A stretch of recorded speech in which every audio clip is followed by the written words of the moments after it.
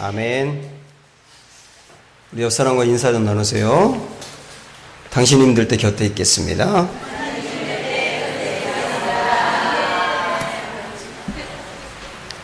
오늘 설교는 여러분 주보에 동봉해 드렸던 요 핸드북, 특세 핸드북을 꺼내시고 거기 6쪽에 보면 오늘 말씀 메모할 수 있도록 되어 있으니까요. 거기다 메모하시면서 들으시기 바랍니다. 이번 특별새벽기도 핸드북 오늘부터 말씀이 시작이 되기 때문에 거기다 메모하시면 되겠습니다. 오늘은 이해라고 하는 제목입니다. 찰리 채플린이 어느 시골 동네에 가서 공연을 했습니다. 원래 찰리 채플린 공연은 되게 재밌지 않습니까? 사람들이 깔깔대고 배꼽을 잡으면서 웃었습니다. 그런데 이 공연이 끝난 다음에 이상하게 이 찰리 채플린 마음은 막 우울해지는 겁니다. 그래서 쫙 가라앉고 낙심에 빠져서 아주 슬퍼하고 있어요. 그래서 이상하다 싶어서 이제 병원에 의사를 만났습니다. 자기의 상태를 다 이야기하고 나니까 의사가 이런저런 검사를 하고 난 뒤에 내가 볼 때는 아무런 문제가 없는데요. 그런데 왜 그럴까요? 그러면서 제가 한 가지 처방을 드리겠습니다. 그러면서 하는 말이 뭐냐면 요즘 우리 마을에 찰리 채플린이 공연을 하고 있으니까 그 공연을 두고 한바탕 웃고 나면 해결될 겁니다. 그러더라는 거예요. 찰리 채플린이 병원에 갔는데 그런 얘기를 하더라는 거죠. 이게 웃기는 얘기가 아니라 마음 아픈 얘기라고 생각을 합니다. 멀쩡하게 겉을 보면은 문제가 없어 보이는데 그 속은 황폐해지고 있는 오늘날 사람들의 모습을 이야기하고 있는 게 아닌가 그런 생각이 듭니다. SK그룹에서 우리나라 성인 남녀 20세부터 50세까지 500명을 대상으로 앙케이트 조사를 했습니다. 하루에 얼마나 웃습니까? 그렇게 물어봤어요. 그리고 그것을 시간으로 딱 통계를 내니까 하루에 보통 평균 90초를 웃는다고 합니다. 90초. 네. 그리고 한 사람이 80년을 산다고 계산하면 한 사람이 평생토록 웃는 그 날이 달랑 한 달이 되는 거예요. 한 달. 여자분들이 화장을 하는 시간이 평생 1년이라고 하네요. 덕지덕지 붙이는 분은 2년 정도 걸릴 겁니다. 그리고 누군가를 기다리는 시간이 평생 2년 걸린다는 거예요. 그런데 웃는 시간은 달랑 한 달이다. 심각하다고 생각하지 않으세요?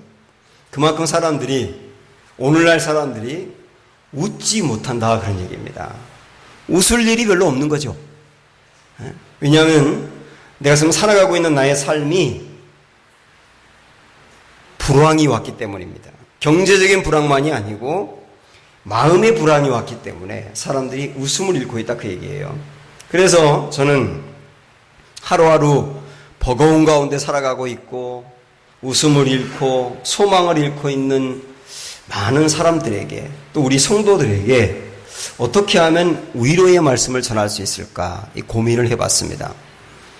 그리고 뭔가 웃음을 회복하고 소망을 회복하게 해드렸으면 좋겠다 하는 생각도 들었고요.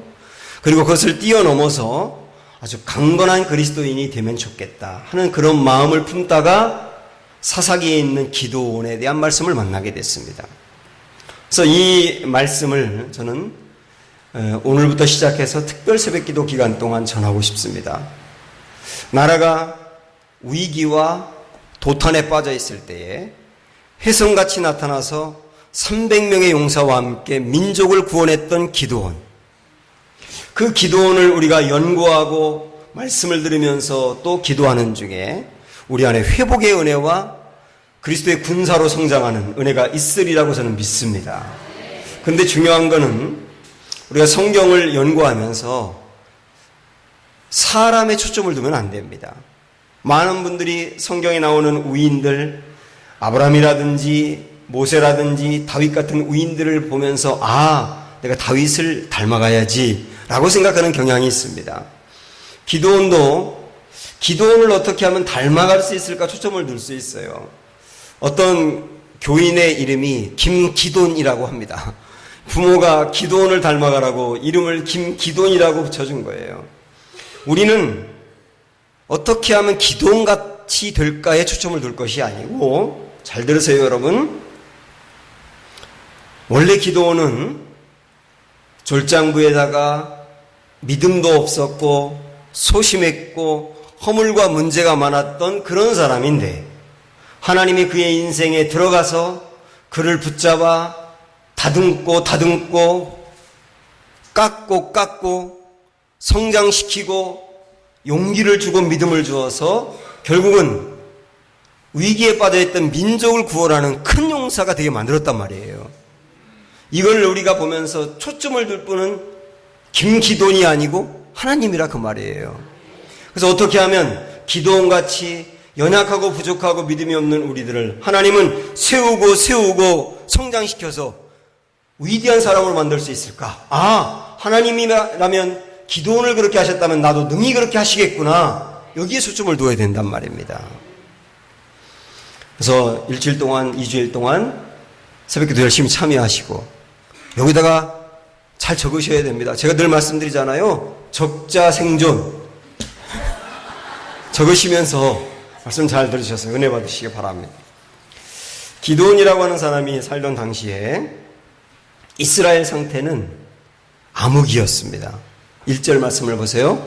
시작. 이스라엘 자손이 또 여호와의 목전에 악을 행하였으므로 여호와께서 7년 동안 그들을 미디안의 손에 넘겨주시니, 미디안이라고 하는 민족에게 이스라엘이 정복되어서 7년을 섬기고 있었다 그 말입니다. 이들이 지금 얼마나 어려운지 그 다음 말씀 2절 보시면요.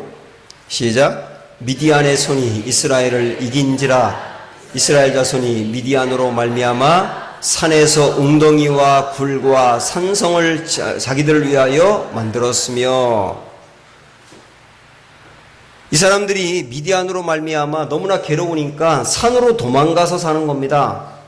거기다 굴을 짓고 도피처를 만들어서 거기에 사는 거예요. 내 집이 있는데 한 데서 사는 게 얼마나 어려운지 모릅니다. 제가 이 연희교회에서 전도사로 있을 때 금요일날 교회 와가지고 금요기도회 끝나면 잘 데가 없는 거예요.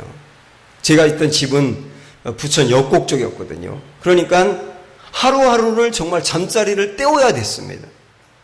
교회에서 자기도 하고, 어떤 때는 아는 빈집에서 연탄불로 불을 때워가지고 자기도 하고, 너무 추워서 파카를 입고 자기도 하고, 그렇게 1년을 했어요.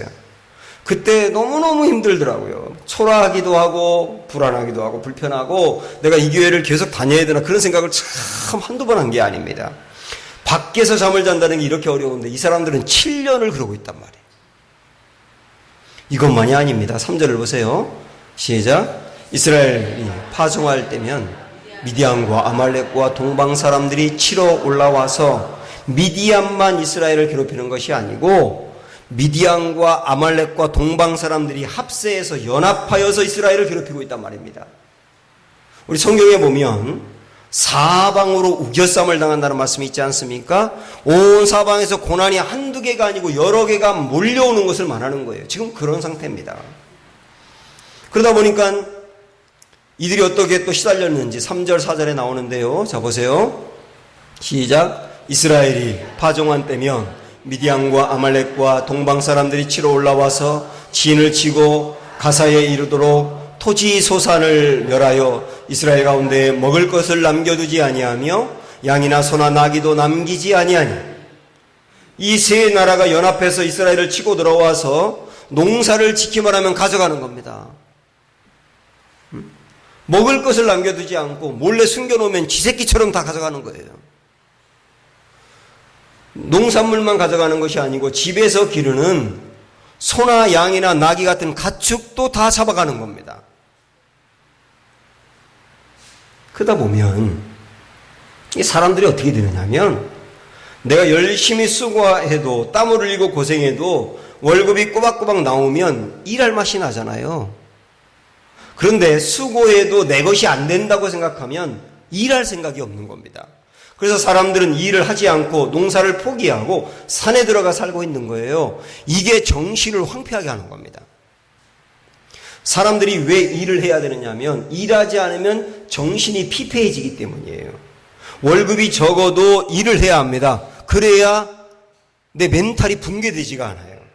근데 이스라엘 백성들은 고난을 당하고 농사져도 소용없으니까 농사도 포기하고 일도 포기하고 산에 들어가서 무엇을 먹고 살았는지 모르지만 그렇게 살고 있단 말입니다. 그러니까 지금 이스라엘은 먹을 것이 없는 건도 문제지만 정신이 황폐해진 것이 더 문제예요.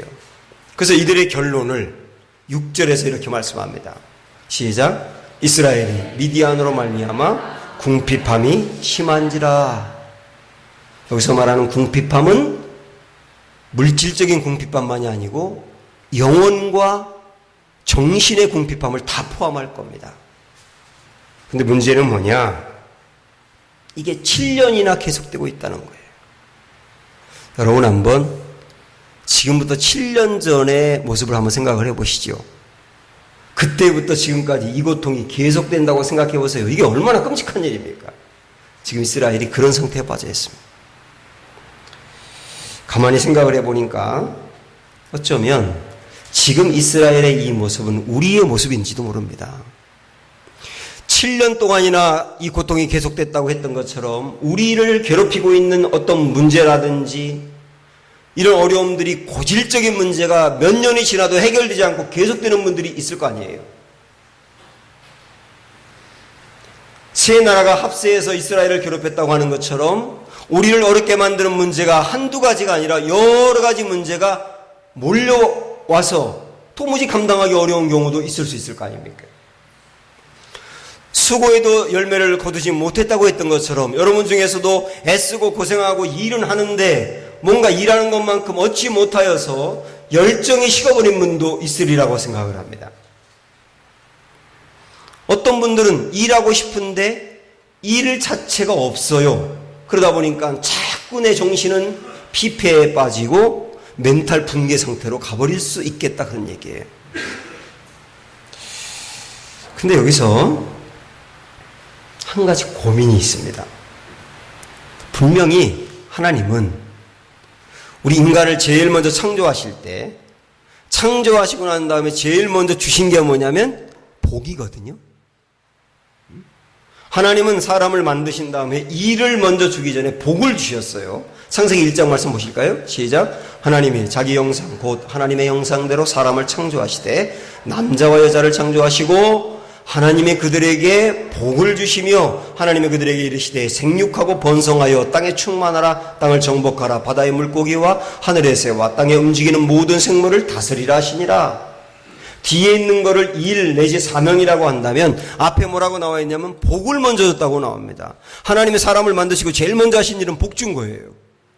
이건 무엇을 의미하느냐면 하나님은 하나님을 믿는 모든 성도들이 복을 누리며 살기를 원하신다는 거예요. 이거 하나님의 뜻입니다. 그런데 실제 우리의 삶을 보면 그와 다르지 않습니까? 하나님은 우리가 복을 누리며 살기를 원하시는데 실제 우리의 삶엔 너무나 어려움이 많단 말입니다. 고민이 있어야 됩니다. 왜 그럴까?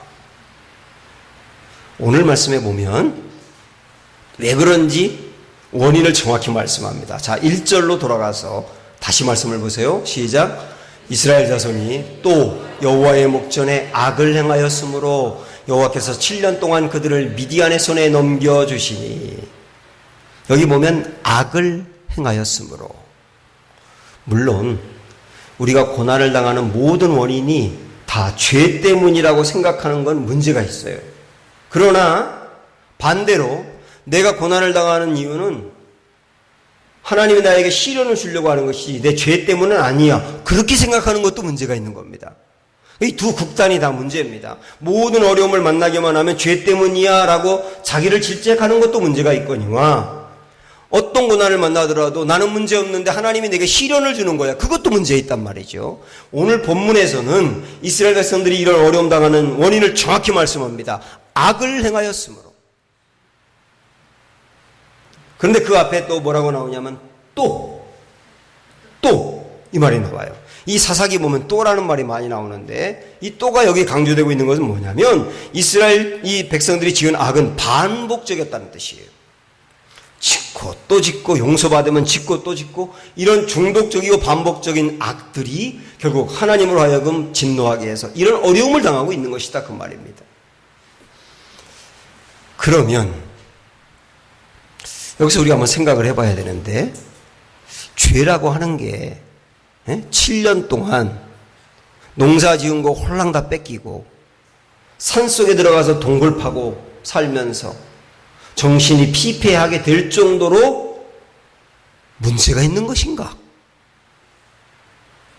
사랑하는 여러분, 악이라고 하는 게 이런 심각한 결과를 가져오는가? 이거 자체를 한번 생각을 해보자고요. 자, 여러분 잘 들으세요. 하나님이 처음으로 만들었던 사람인 아담과 하와가 하나님이 만들었던 그 기가 막힌 천국 같은 에덴 동산에서 추방된 이유가 뭡니까? 네? 죄 때문입니다. 하나님이 만들었던 이 아름다운 세상이 물과 불로 멸망을 받은 이유가 뭡니까? 죄 때문입니다. 하나님이 온 나라의 백성 중에서 특별히 선택했던 이스라엘이 하나님으로부터 버림을 받아가지고 바벨론의 포로 생활하게 된 이유가 뭡니까? 죄 때문이에요. 하나님이 복받고 살라고 만든 사람들이 어떤 사람들이 지옥에 떨어지는 형벌을 받는 이유가 뭡니까? 죄 때문이에요. 이 세상이 결국 나중에 멸망하게 될 텐데 그 원인은 뭘까요? 죄 때문이에요. 아, 죄라고 하는 게 이런 심각한 결과를 가져오는구나. 우리가 죄를 너무 쉽게 생각하고 느슨하게 생각할 가능성이 있는데 죄는요 반드시 심판이라는 결과를 가져오게 돼 있어요. 죄는 내가 가지고 있는 온갖 좋은 것들을 잃어버리게 합니다. 어떤 사람들은 죄 때문에 가정을 잃어버립니다. 가정이 죄 때문에 파괴되는 경우가 있어요. 어떤 사람들은 목숨을 잃어버립니다. 죄 때문에 남을 죽이기도 하고 죽기도 하고 스스로 목숨을 끊는 자살도 일어납니다. 죄 때문에 어떤 사람은 명예를 잃어버립니다. 여러분 방송에 보세요. 그 유명했던 국회의원이라든지 정치가들, 그 다음에 경제인들이 추풍낙엽처럼 떨어지는 이유가 뭡니까? 죄입니다.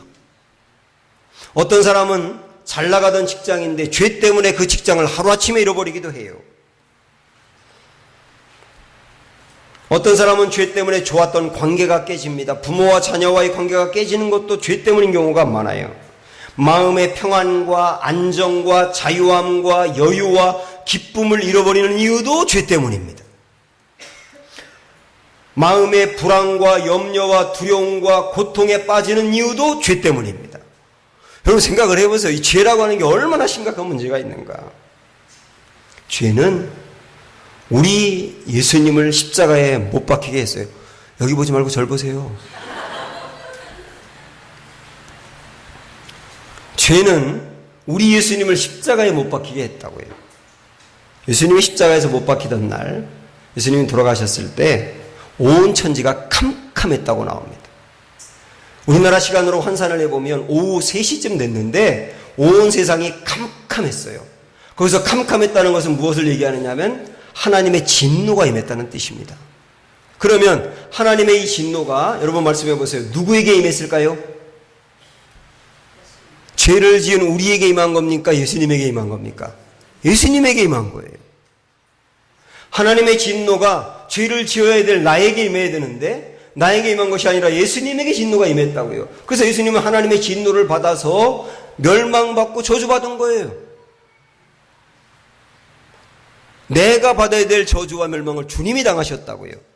여기서 우리는 생각을 해야 되는 겁니다. 아, 죄라고 하는 것은 하나님의 아들이 십자가 위에서 멸망과 저주를 받을 만큼 심각한 것이었구나.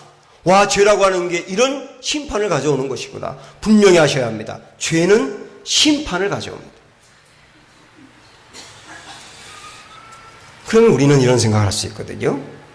예수님이 십자가에서 나의 죄를 대신해서 형벌을 받았기 때문에 그럼 내가 어떤 죄를 져도 형벌을 안 받겠네요? 이렇게 생각할 수 있지 않습니까? 내가 받아야 될 형벌을 주님이 다 받으셨으니까 나는 형벌을 안 받겠네요? 이런 생각할 수 있잖아요. 잘하셔야 돼요. 예수님이 십자가 위에서 당하신 형벌은 저주와 지옥에 떨어지는 형벌을 주님이 대신 받으신 거예요. 그래서 예수님 때문에 내가 저주받지 않고 지옥에 떨어지지 않습니다. 그러나 뭐가 있느냐면 징계는 있는 거예요. 이걸 아셔야 합니다. 징계는 있다고요. 자, 히브리서 말씀 볼까요? 12장에 보시면 시작.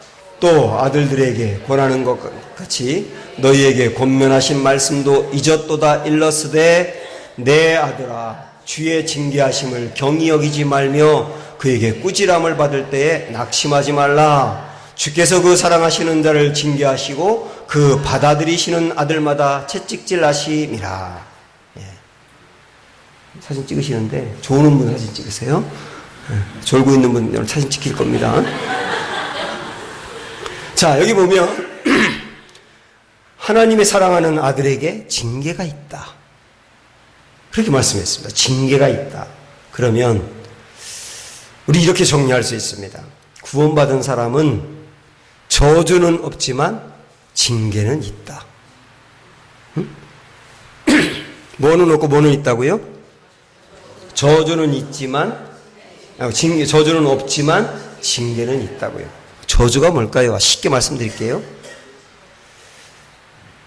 어떤 집에 아들이 말썽말썽 피우고 아무리 달래도 때려도 소용없이 말썽 피우고 이 집안을 어렵게 만들어요. 그때 아버지가 참다 못해서 그놈을 끌고서 청라 일동 주민센터로 가가지고 호적을 파내. 그게 저주입니다. 응? 죄를 지었을 때 도저히 안 되겠다 싶어가지고 하나님이 그 사람을 관계를 끊어버리는 거예요. 하나님의 호적에서 파버리는 거. 너는 내 아들 아니야. 너는 내 딸 아니야. 너와 나는 관계가 없어. 그리고 그를 버리는 게 저주예요. 하나님이 그렇게 버리면 지옥이지요. 그런데 아무리 말썽을 피워도 호적에서 파내는 일이 없는 것처럼 우리 하나님은 구원받은 사람을 저주하진 않아요. 그러나 뭔 있다고요? 징계는 있다고요. 당연하지 않습니까? 내 자녀가 그렇게 말썽을 피우는데 그냥 둘 부모가 어디 있습니까? 징계를 해서 다스려야지요. 주님이 징계가 있는 이유가 거기에 있습니다. 그래서 이스라엘 백성들이 악을 행하였으므로 또 악을 행하였으므로 하나님께서는 그들을 이 큰 고통을 줄 수밖에 없었다는 거예요. 그게 징계였던 겁니다. 우리가 고난을 당하는 상당한 이유 중에 하나도 그와 같은 것이다. 받아들이셔야 됩니다. 그러면 징계를 받을 때에 어떻게 해야 할까? 6절에 있는 말씀 읽습니다. 시작. 이스라엘이 미디안으로 말미암아 궁핍함이 심한지라 이에 이스라엘 자손이 여호와께 부르짖었더니. 이에, 여기 오늘 말씀의 제목이거든요. 이에. 자, 보세요. 오늘 말씀을 보니까 여기 이해라고 하는 게 여기 있어요, 가운데. 그리고 이쪽에는 이해가 나오기 전에는 이스라엘 백성들이 죄로 인하여 고통당하는 게 나와 있습니다. 그리고 이해가 있고 그 다음에 보면 앞으로 보겠습니다만은 회복이 있어요. 하나님의 용서, 하나님의 자비, 하나님의 은혜, 하나님의 회복이 그 다음 나온단 말이죠. 그러니까 우리 이렇게 정리할 수 있습니다. 고통이 회복으로 바뀌는 분수령이 이해가 되는 거예요. 사랑하는 여러분, 죄로 인하여 고통이 우리 인생에 왔다면 이 고통의 사슬을 끊어버리고 하나님의 용서와 자비와 사랑과 은혜와 복이 우리에게 임하려면 이해가 있어야 되는 겁니다. 우리가 지난주까지 봤던 탕자의 비유를 보면은 탕자가 죄 가운데 빠져서 재산을 날려버리고 거지처럼 고통당하고 살지 않습니까? 그게 탕자 인생의 전반부예요. 그런데 그의 인생의 후반부는 아들로 대우를 받고 그리고 어엿하게 살잖아요. 그게 그의 인생 후반부라고요. 이 참혹했던 전반부가 기가 막힌 후반부로 바뀌는 그 중간에 뭐가 있을까요? 말씀을 보시죠. 누가복음 15장 말씀 봅니다. 시작. 그가 돼지 먹는 취업 열매로 배를 채우고자 하되 주는 자가 없는지라. 이에 스스로 돌이켜 이르되 내 아버지에게는 양식이 풍족한 품꾼이 얼마나 많은가. 나는 여기서 줄여 죽는구나. 내가 일어나 아버지께 가서 이르기를 아버지 내가 하늘과 아버지께 죄를 지었사오니 이렇게 하겠다고. 자, 그러면 참혹했던 그 인생이 복받는 인생으로 바뀌게 된 그 분수령은 뭐였어요? 이해였던 거예요. 이해는 뭐냐? 깨달음입니다. 회개입니다. 저는 오늘 이 예배가 여러분에게 이해의 시간이 되시기를 축원합니다. 그리고 이번 특별 새벽 기도 기간 동안 이해가 되셔야 합니다. 저는 이렇게 말씀드리고 싶어요. 이해는 내 인생의 하프타임이다. 축구할 때 전반전에 밀리고 골을 많이 먹어서 지고 있는 팀이 15분 동안 하프타임을 가져요. 굉장히 중요한 시간입니다. 그 시간에 물 먹고 화장실 다녀오라 그런 의미가 아니고요. 이 하프타임 시간에는 감독이 전반전 경기한 걸 분석한 다음에 지고 있다면 작전 자체를 완전히 바꾸고 선수를 바꿔가지고 후반전에 투입하기 위한 그 분수령이에요. 하프타임을 잘 가진 팀은 후반전에 역전하는 거예요. 우리 인생의 전반부에 이런 고통과 아픔이 있었다고 한다면 이해의 시간을 하프타임으로 가지시기 바라고, 이 하프타임을 잘 가짐으로 말미암아 우리의 인생의 후반전은 역전되는 은혜가 있기를 축원합니다. 이해가 이렇게 중요하다니까요. 어떤 분들은 이런 말을 하거든요. 고난은 변장된 축복이다. 맞습니까? 에? 고난은 변장된 축복이다. 에? 고난을 당하고 있지만 그 안에 하나님의 축복이 숨어 있다. 맞잖아요. 그런데 이 말이 누구에게나 맞는 게 아니에요. 진짜 어떤 사람에게는 고난이 변장된 축복이 되어서 고난 다음에 축복으로 가기도 하지만 어떤 사람은 고난 때문에 쫄딱 망해. 그래서 고난이 그냥 저절로 축복으로 가는 게 아니라 그 사이에 뭐가 있어야 된다고요? 이해가 있어야 된다고요. 오늘 말씀 1절에 보면은 참 안타까운 것은 뭐냐면 이해로 가야 회복이 되는데 이스라엘 백성도 알고 있어요. 이해로 가면 회복이 된다는 걸. 그런데 7년 만에 이해로 갔다는 게 고민인 거예요. 안타까운 거예요. 7년 동안 그걸 왜 끌었느냐는 거예요. 근데 제가 사사기를 연구해 보니까 7년은 또 아무것도 아니네. 어떤 경우는 8년, 어떤 경우는 18년, 어떤 경우는 20년, 삼손이 등장하기 전에는 40년이더라고. 40년. 자, 한번 잠깐 읽어보세요. 시작. 이스라엘 자손이 다시 여호와의 목전에 악을 행하였으므로 여호와께서 그들을 40년 동안 블레셋 사람들의 손에 넘겨주시니라. 40년이 얼마나 깁니까? 이 기간 동안 이해로 안 갔단 얘기예요. 사람들이 이렇게 어리석다니까요. 이해로 가야 회복이 된다는 걸 아셨다고 한다면 여러분 더 이상 미루지 마십시오. 여기서의 종지부를 찍어야 되지 않습니까? 이해로 가서 깨닫고 회복이 되었다면 그 다음에는 부르짖어야 합니다. 6절 보시죠. 시작. 이에 이스라엘 자손이 여호와께 부르짖었더니,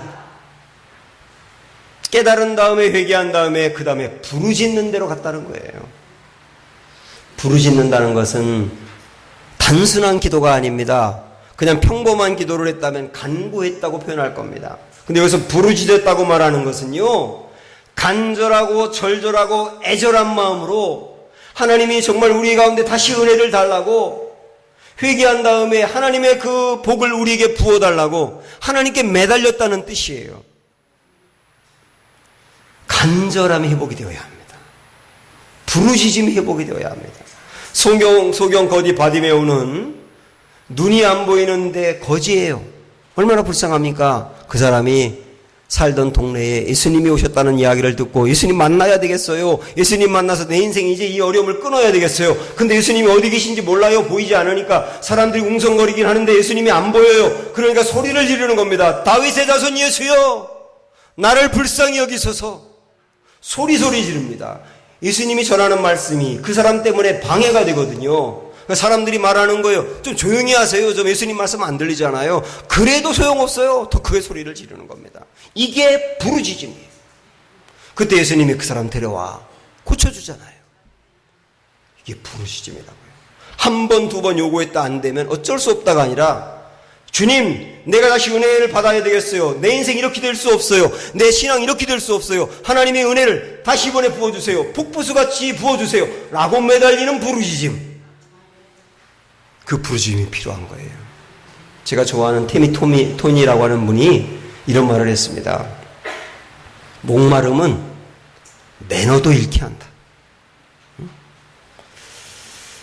제가 기도하면서 어떤 분들을 보면 너무 기도를 우아하게 하시더라고요. 이 속에선 속이 타버리고 정말 갈급한데 기도할 때는 주님 주세요. 너무 우아해.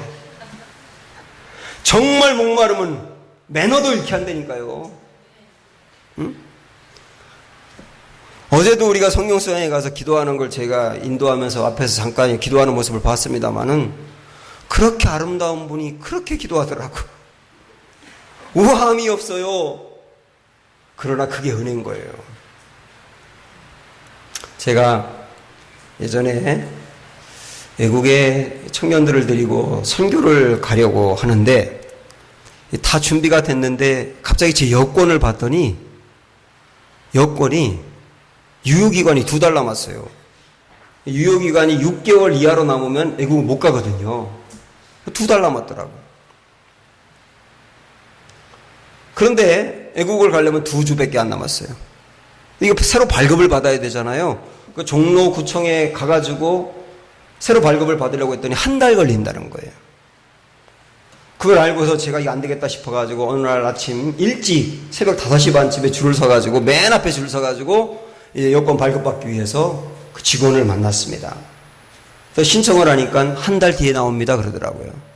그래서 제가 그분한테 1달 뒤 절대 안 됩니다. 저 2주 있다 외국 가야 되는데 제가 안 가면 제가 이끌어가는 팀이 다 못 가거든요. 꼭 주세요. 빨리 주세요. 그랬더니 옆으로 비키세요. 그 다음번 2번이 가는 거예요. 그 다음번 3번이 가요. 3번이 갈 때 제가 치고 들어가서 저 좀 도와주세요. 제발 좀. 이거 이번에 안 주면 큰일 나요. 좀 도와주세요. 했더니 소리 비키시라니까요. 그럼 짜증내더라고 그 아줌마가. 그 옆에 잠깐 비껴 있는데 그 다음에 4번 지나 5번 지나 또 6번 지나 7번이 들어갈 차에 또 제가 치고 들어가서 저 좀 도와주세요. 제발 좀. 이번에 안 나오면 절대 안 되거든요. 정말. 싸우다시피 하면서 매달렸어요. 그리고 그 다음 또 밀렸는데요. 결국은 그날 순서가 다 지나가고 전부 다 집에 가고 저하고 어떤 남자 둘만 남았어요. 그 두 사람이 끝까지 매달리니까 일주일 만에 나오더라고. 저기서 그때 저는요 갈급함이 뭔지를 알았어요. 목마름이 뭔지 알았어요. 부르짖음이 뭔지를 알았어요. 정말 여러분 은혜 받기 원하시나요? 이해 다음에 내 인생 달라지길 원하시나요? 내 인생의 그 고질고질 어려웠던 문제들이 풀어지길 원하시나요? 정말 하나님 앞에 내가 은혜 받기 원하시나요? 부르짖으시기를 축복합니다. 이번에 특별 새벽기도 기간 동안은 이 부르짖음이 여러분의 회복되기를 원하고, 교회를 나온 지 얼마 안 된 분도 야 교회에서 왜 이렇게 기도하라고 하나 정말로 한번 해봐야 되겠다고 매달리는 중에 기도를 체험하는 은혜가 있기를 바랍니다. 그래서 이 특세가 여러분의 인생에 좋은 믿음의 분수령이 되시기를 주님의 이름으로 축원합니다. 이렇게 찬양합니다. 주의 친절한 팔에 안기세. 우리를 반겨 맞이하시는 주님을 소망하며 부르도록 하겠습니다.